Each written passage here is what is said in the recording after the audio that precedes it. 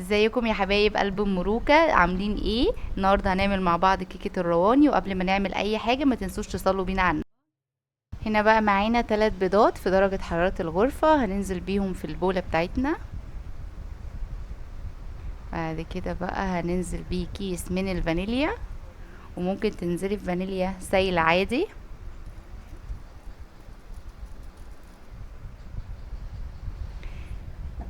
علبه زبادي بقى. المفروض مع الخليط ده تحطي كوبايه من السكر كمان، بس انا عشان مستخدمه بسبوسه اكياس جاهزه فيها السكر وفيها جوز الهند بتاعها، فانا مش هنزل. وهنا نزلت بنص كوبايه من الزيت. همكس كل الكلام ده مع بعض كويس أوي.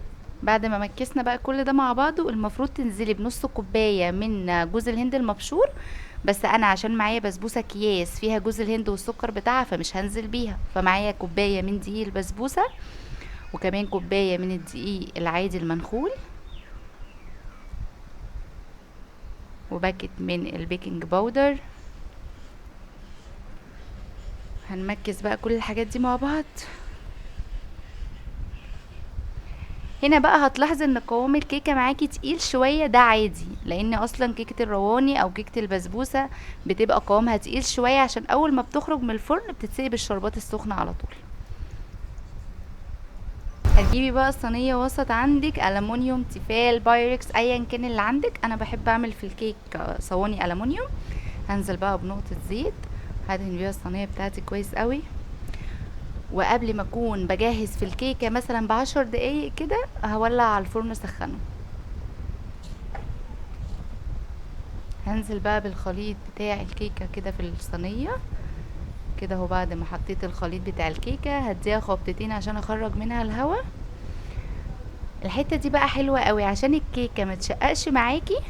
هتعملي زي ما انا بعمل كده بالظبط، وهتديها خبطتين كمان علشان تطلع الهواء برضو. هندخل بقى الكيكه الفرن يكون مسبق التسخين ب10 دقايق. الكيكه مثلا هتستوي معاكي من 27 دقيقه ل 30 دقيقه، هتبداي تبصي عليها من دقيقه 27. هنبدا بقى نجهز الشربات بتاعنا. هتحطي كوبايتين سكر، دي اول كوبايه نزلت بيها، ودي الكوبايه التانية. اهم حاجه تكون كميه السكر معاكي قد كميه الميه. هنا انا بحط السكر يكون معتدل. في ناس بتحب السكر زيادة، ممكن تحطي 3 كوبايات سكر قصادهم 3 كوبايات مية، كوباية ونص سكر قصادها كوباية ونص مية، المهم ده يكون قد ده. الشربات بتاع كيكة الرواني بيكون زي شربات البسبوسة بالظبط، خفيف. اول ما السكر يدوب معاكي هتستني 5 دقايق يغلي، وبعد كده هتقفلي عليه على طول. بعد ما السكر بدأ يدوب معاكي هتنزلي بعصير نص ليمونة زي ما انتوا شايفين كده، وهسيب الشربات بقى يغلي بعد كده 5 دقايق بالظبط، وهقفل عليه على طول. وهنا بعد ما الكيكة طلعت معانا والشربات معايا سخن، هنزل بيه على الكيكة على طول. هنزل بالشربات كله، ومش هقطع الكيكة خالص غير لما الكيكة تبرد معانا. وما تنسوش يا جماعة تعملوا لايك للفيديو، سبسكرايب للتشانل، وتفعلوا زر الجرس عشان يوصلكوا كل جديد. هنا بقى الكيكة بردت معايا، هبدأ اقطعها. انا هنا هزين بجوز هند، انتي ممكن تزيني بكريم شانتيه او جوز هند زي ما تحبي عادي. بصي لونها فاتح وحلو ازاي. وهنا بقى بعد ما قطعتها شوفوا عامله ازاي وعاليه وفاتحه وشكلها حلو. بصوا بقى هنا، بصوا الكيكه فاتحه ازاي.